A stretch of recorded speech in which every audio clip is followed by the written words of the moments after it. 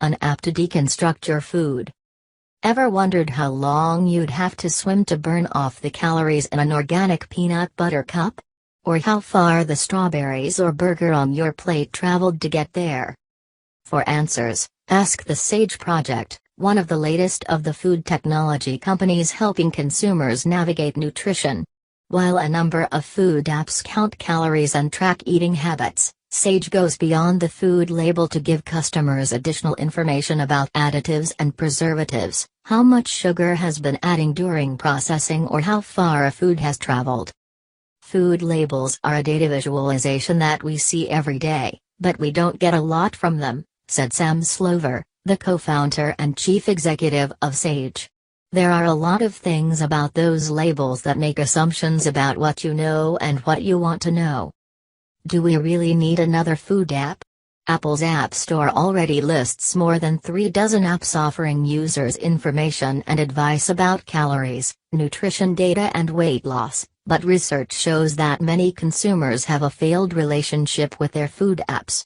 For instance, in January, about 16% of the people who downloaded the Lose It app were using it once a day. By June, only 10% were using it that often, according to research firm 7Park data. These apps have trouble keeping customers loyal. If you use them successfully, you don't need them anymore, and if you don't use them successfully, you may not think it's worth it to try more, said Bern Hobart, the lead analyst at 7Park Data. They're kind of like the dating apps that way. The Sage app hopes to inspire more loyalty by providing a trove of useful and quirky information about the food you eat. It contains data on about 20,000 products, though you still may not find your favorite junk foods. Most of the products in the database are described as natural and organic. But if you shop at Whole Foods, you're in luck. Sage has partnered with Whole Foods Market, deconstructing all of the roughly 7,000 items sold in the grocer's new 365 store chains in Los Angeles and Lake Oswego, or. To begin using Sage, which is available online or as a web-based app, a user signs up and enters any food restrictions and personal preferences. Only want to see products without additives and preservatives? No problem. Interested in digestive health? Sage will comb through its database and show you products with probiotics, high fiber and whole grains. The app displays a wide variety of information using colorful graphics and animated food characters, and it's surprisingly fun and entertaining to use.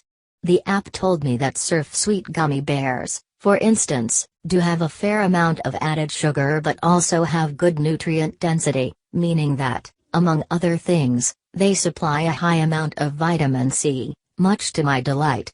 A jump roping chocolate bar informs me that I'd need to jump rope for 19 minutes, or a snorkeling olive recommends 23 minutes of swimming, to burn off a serving of Justin's organic milk chocolate peanut butter cups.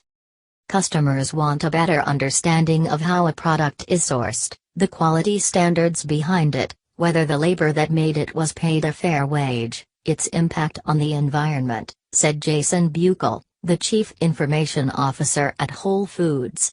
This is a way to give them all that information that isn't captured on the nutrition label. Take the Beast Burger, for instance, a meatless burger sold at Whole Foods. Type the name of the burger into Sage or flip through a list, and you'll find its basic nutritional profile and calorie content, with highlights of its nutritional strengths. Using animated food characters, a pair doing yoga, a watermelon riding a bike, the app shows how much exercise would be required to work off the burger. In my case, it's 20 minutes of running, 22 minutes of jumping rope, 28 minutes of swimming or biking, 44 minutes of dance or 89 minutes of yoga.